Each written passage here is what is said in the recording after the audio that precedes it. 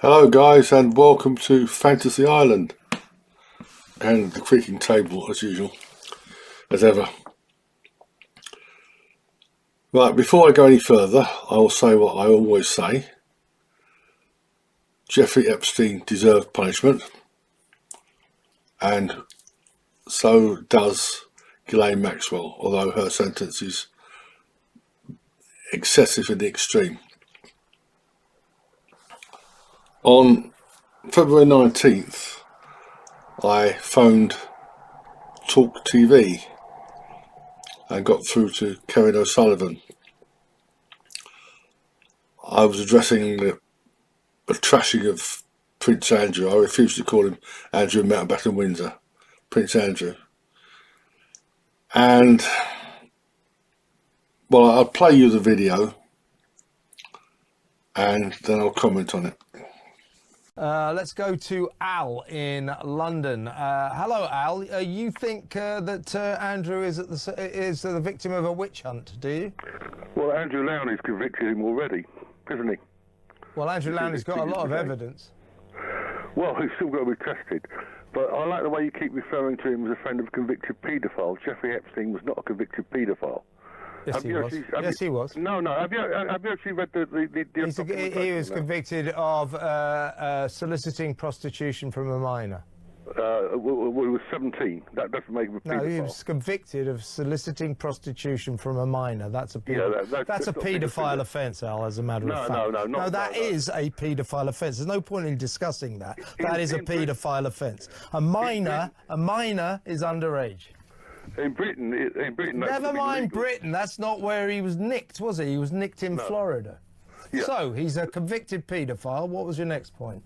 Well, if you want to run with that, don't run with it. It's a fact. It's still hypocrisy over at Andrew. I mean, you think he's completely innocent and this is all unfair? I'm not saying that. I'm not saying that at all. I'm saying that look at the comparison with Mike Tyson, who's a convicted rapist. Well, what's that? I think that's good. You can hardly conflate. It's been promoted by he's involved in an American government. Well, I'll tell you what, Al. You go round telling everybody what a great guy Prince Andrew or the former Prince Andrew was, and how he wasn't the mate of a convicted paedophile, because you can enjoy that, but it's not true. So there's a problem with that. Anyway, thanks for a good call, Al in London. That was absolutely outrageous. I'm not angry. I'm just sad because, although he's always bellicose, I agree with most of what he says most of the time. And this was just absolutely outrageous. A man who has sex with a 17-year-old isn't a paedophile. This is what you see on the screen is from the NSPCC website. I'm not a great fan of the NSPCC, not after the Operation Mutiny Witch Hunt. But here it says, defining paedophilia. The 10th edition of the International Classification of Mental and Behavioural Disorders classifies paedophilia as a sexual preference for children, usually of pre-pubertal or early pubertal age. The person diagnosed must be at least 16 years old, at least 5 years older than the child or children who are the focus of their sexual preference. A diagnosis of paedophilia can help with the treatment of people with this specific psychiatric disorder. However, the terms paedophilia and paedophile may prevent people from identifying they have a problem or seeking help to change their behaviour. In other words, it's a state of mind. If Andrew had sex with the odious Virginia Roberts, as she then was, in March 2001, he did nothing wrong. Nothing. And here's food for thought for Mr. O'Sullivan. This is from the BBC website. A primary school head teacher sacked after having sex with two 17-year-old boys has been awarded nearly £700,000 in compensation. Matthew Aplin, who was the head of To Win Primary School in Sandfields, Port Talbot, had sex with the two teenagers he met on a gay dating app in August 2015. 17 years old, having perverted sex with a man in his 40s.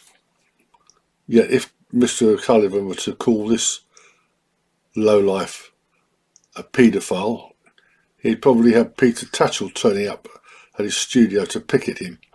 Right, Jeffrey Epstein.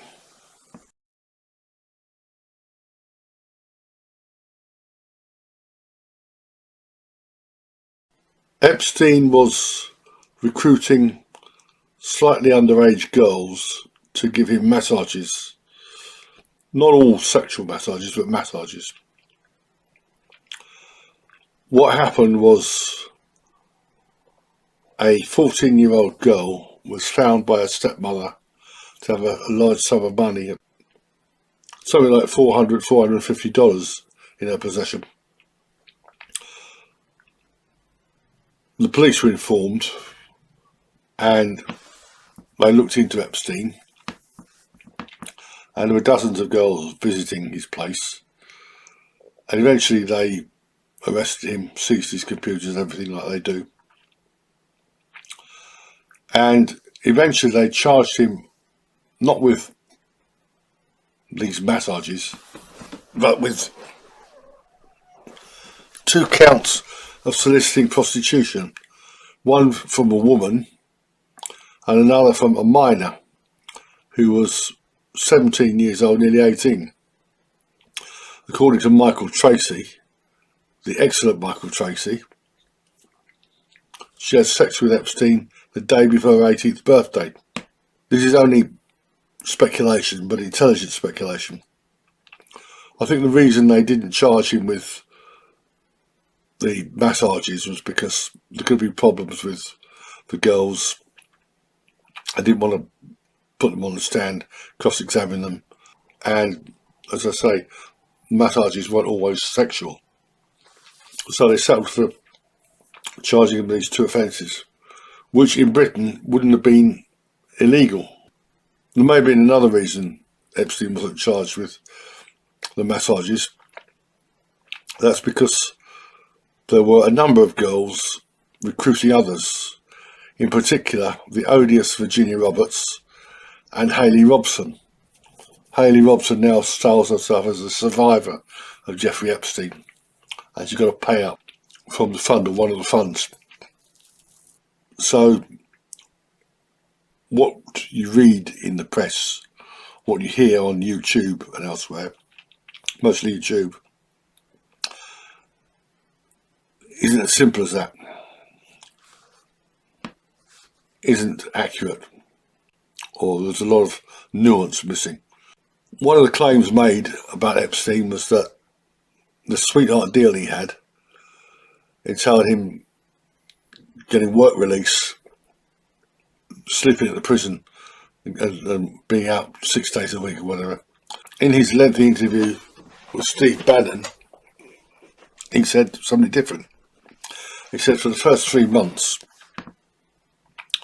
he was in solitary confinement in a fairly small cell in the Palm Beach County Sheriff's Stockade. Not a prison. I mean, in America, prison and jails are different things. This is a jail. He was also required to register as a sex offender, which in the United States is a big thing. Epstein would have been insulated from this to some extent by his wealth, maybe to a great extent, but the way sex offenders are demonised, and women as well as men, not many obviously, but women as well as men. What's going on out there? And they can't live in certain places. They can't live within like some distance of a school, even if they've had nothing on their record about kids, interfering with kids. They have to all sorts of things, and passports are marked, perhaps covertly. There's some. It varies from place to place, but to be a registered sex offender anywhere is not good. To be a registered sex offender in America is bad. Personally, I'm against this. It's stigmatisation, but you know, this is the world in which we live. Anyway, As you may have noticed, when I was talking to O'Sullivan, I drew an analogy with Mike Tyson. Mike Tyson raped a 6 stone, 18-year-old girl, a teenager, Desiree Washington, lured her to his hotel room and raped her. And now he's the face of a health campaign for the American government. So this is hypocrisy. And one person, perhaps the only person who noted this was Noam Chomsky. Chomsky said that he believed Epstein, having served his time, had a clean slate. He believes in rehabilitation. And is that a bad thing? Now we move to Fantasy Island proper. As Michael Tracey has pointed out, this guy is the real deal. He's done an enormous amount of research. As Michael Tracey has pointed out, and others are slowly coming around to see, this whole nonsense is based primarily on the lies of Virginia Giuffre, who was only after she was contacted by the Mail on Sunday, Daily Mail, in Australia, where she was living with her husband. It's only then that she started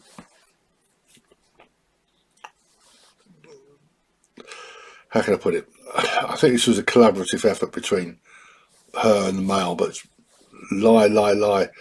Tracey calls her a fabulist. I think that is far too generous. She's just a plain old-fashioned serial liar.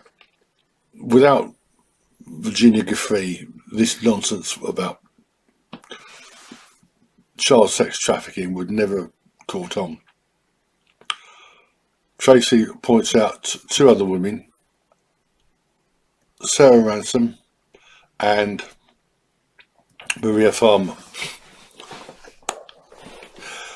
Maria Farmer is deserving of some mention because she was the first person to draw the attention of the authorities to Epstein, and she was ignored. I said some time ago that she's been consistent in her narrative, her recollections. I was being too generous. The document you see on your screen now is what she actually said when she reported Epstein back in 1996. Her name has been redacted. It's headed child pornography. Complainant stated that she is a professional artist and took pictures of her sisters, 12 and 14, for her personal artwork. Epstein stole the plates and negatives and is believed to have sold the pictures to potential buyers. Well, I don't know how true that is. She reports him for child pornography, yet she's the one who took the photographs. A bit about burning her house down, I don't believe that. This is a touchy subject, but photographs of naked children are not pornographic per se. I won't include any images here, but naked babies have been used to advertise toilet tissue. And there's I think a cream, it was the phrase, soft as a baby's bottom. So, I mean, this is complicated, but she took these photographs of her naked sisters, and Epstein wanted them, maybe, I don't know, but the FBI, local police, FBI, dismissed her as a whack job. Tracey says she's a whack job. I've heard her discussing various matters with Whitney Webb, and she has some strange beliefs. Her sister is cut from the same cloth, her sister Annie, and really, did she suffer? Was she a survivor of Epstein? Absolute nonsense. This is Tracey talking about Maria Farmer. Maria Farmer is legitimately crazy. She told Webb she was kidnapped, Whitney Webb. She told Webb she was kidnapped and held captive on Leslie Wexler's palatial Ohio estate, and she would leave because there were actual freaking sharpshooters everywhere, as well as Doberman pinchers and mafia. But somehow she also says she had her little brothers come to stay with her in this hostage-style living situation. Eventually, Farmer says, there came a time when she was invited to climb into bed with Jeffrey Epstein and Ghislaine Maxwell. They were watching a PBS show about math on TV. She voluntarily got in bed and began to perform a foot rub on Jeffrey. It's really weird, this foot massage thing he had. Soon enough, one or both of her bedtime companions began to touch her breasts. It was then that Farmer realised she was being assaulted. She gets into bed with both of them. In that world-altering moment, she had an instant revelation. Somehow I knew they were paedophiles. Somehow I knew they were pedophiles. American pronunciation. Somehow I knew they were pedophiles, Farmer told Webb. She was 26 years old at the time. I mean, crazy. And the third woman who's crazy is Sarah Ransome, who is an acknowledged prostitute. She was a prostitute before she met Epstein, and she was still a prostitute when she knew him, and probably sometime after. Seriously not right in the head, this one. Ransome claims to have video of Bill Clinton, Hillary Clinton and others, Richard Branson, having sex with underage, and she was forced to retract because these tapes didn't exist. This is part of a deposition by Ransome trying to get her hands on that Epstein money. And what was the most you recall making for spending dinner with a gentleman? $1,500. Did you engage in any sexual relations with the gentleman? Once or twice, but it was on my own accord. It was after that time period had finished. What time period? My appointment, my dinner with him. Okay? He just happened to be really good looking. So she was a prostitute. She paid $1,500 a quarter of a century ago to have dinner with someone. Yeah. And yet she was raped by Epstein. And she claimed to have been raped when she was younger as well. Pathetic women. Now that the Epstein files have been released, all of them, or all we're going to get, 3 million plus, maybe 6 million, a lot anyway. There's stuff in them which is absolutely ludicrous. There are all sorts of allegations against Donald Trump, including that he raped children, and Ted Lieu of California, nutter, made a total fool of himself. At a House Judiciary Committee hearing, Lowe cited an unclassified FBI document containing claims from an anonymous man who said he worked as a limousine driver in 1995. The man had actually overheard Donald Trump on a phone call with someone he called Jeffrey, referencing abusing some girl.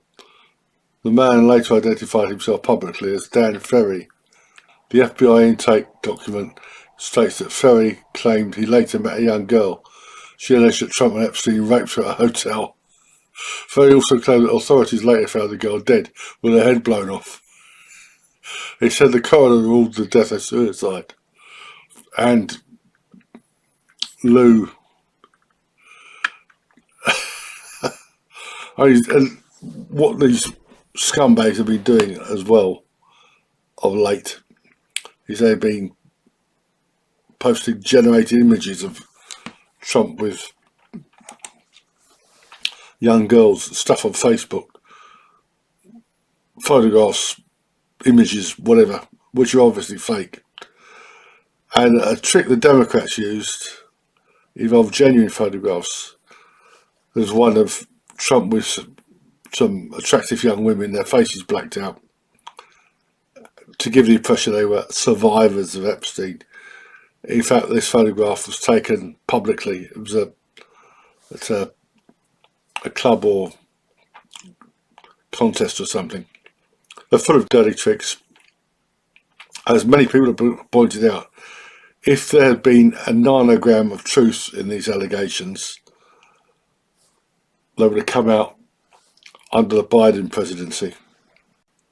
One person who deserves special mention, isn't a survivor, is Tara Palmeri. Palmeri is a journalist. She used to work for mainstream media, but now she, as a Substack, and talks on YouTube. Talks being the word.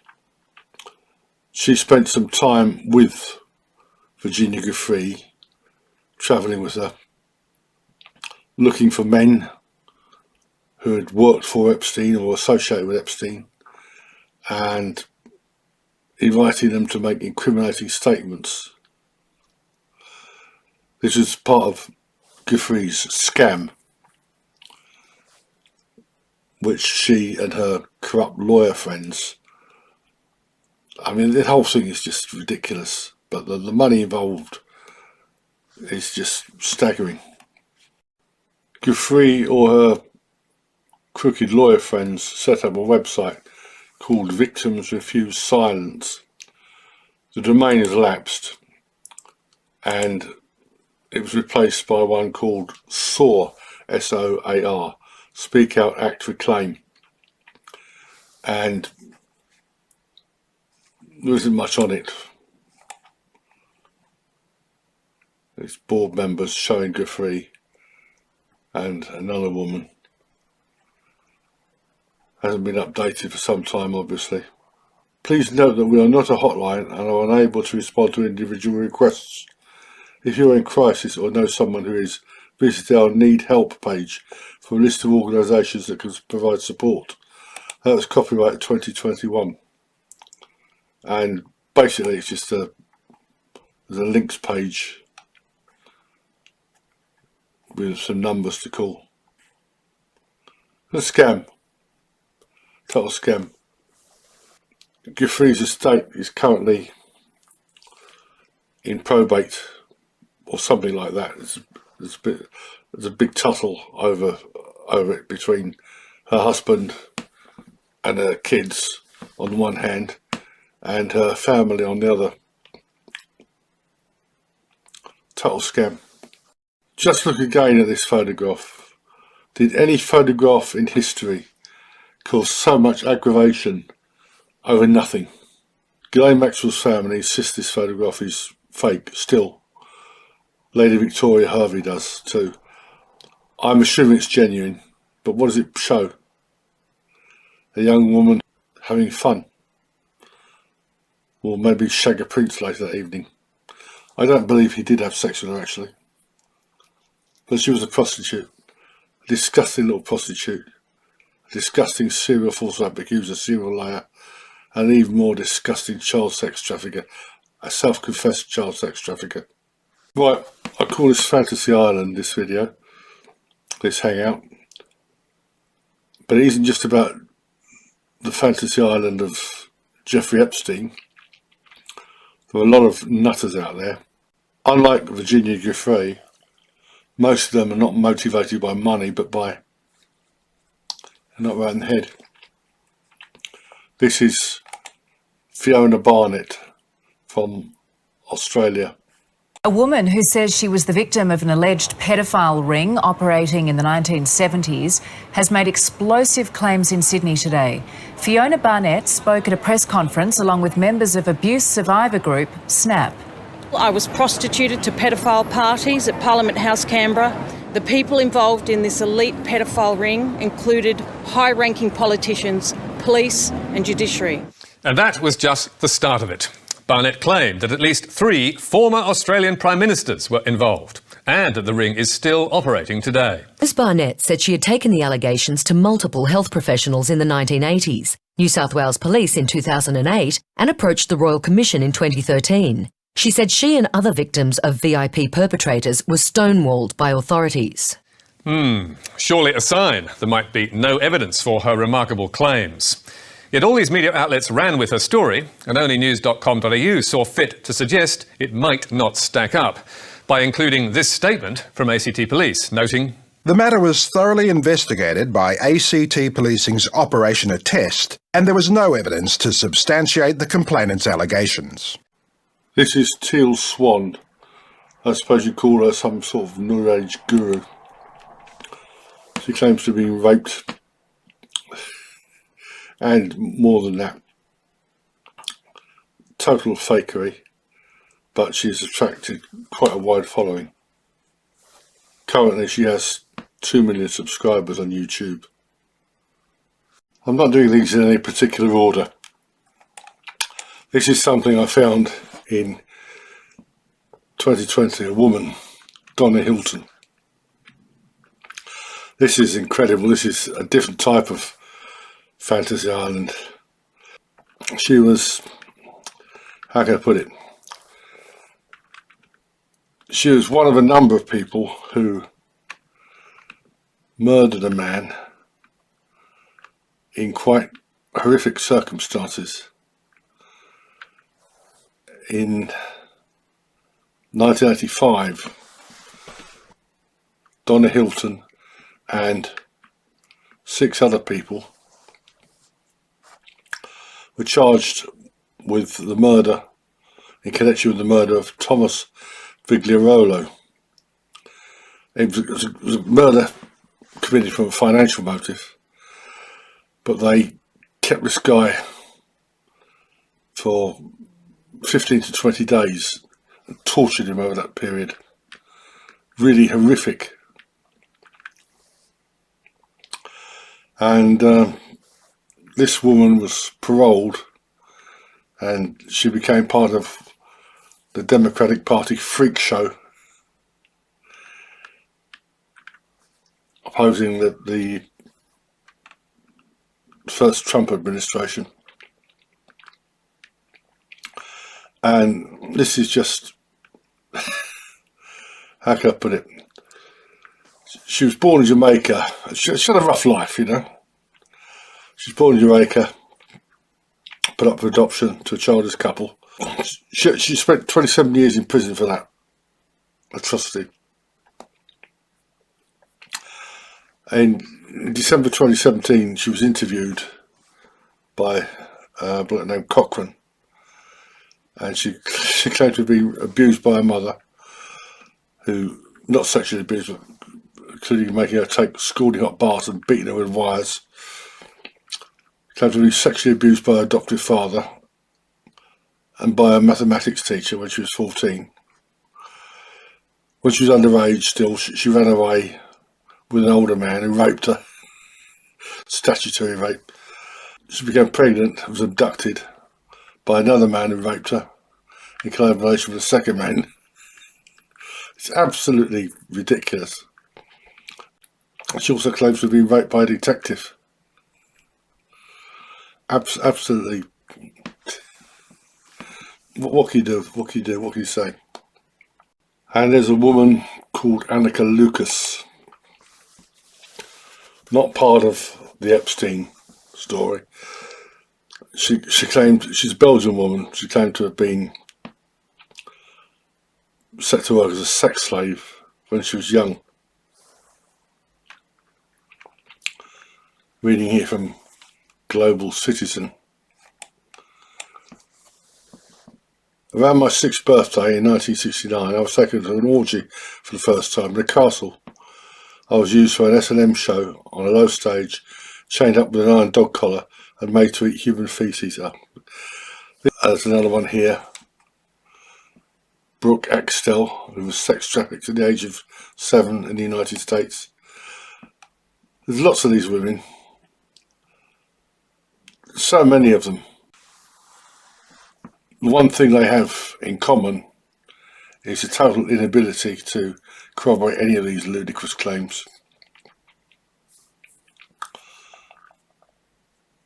This woman, I've seen her on the odd podcast, Lucas, and really, I I don't know what to make of a lot of these. They're just liars, or they're delusional. But some of them are making a good living out of peddling this. Not as much as Virginia Giuffre did, and many of the other so-called survivors of Jeffrey Epstein. The most frightening thing, though, is that the Epstein, they passed special legislation, and these women and women like them, they do influence social policy, criminal law. It's totally amazing. Anyway, I think I'll leave it there. The main thing, though, is that this nonsense with Epstein will continue. The bottom line is that there was no, and is no, great sex trafficking ring. If you look at the works of Michael Tracey, somebody else has done a bit, as Jessica Reed Krause, a lot of people as well. When they go to the original source documents and when they check out the things they say, the claims they make, none of them, or very, very few of them, pass muster. I've no doubt that people will continue to revere the odious Virginia Giuffre for many years to come. But we have to really do something about this nonsense. And I hope anyway that you will heed this and spread the word.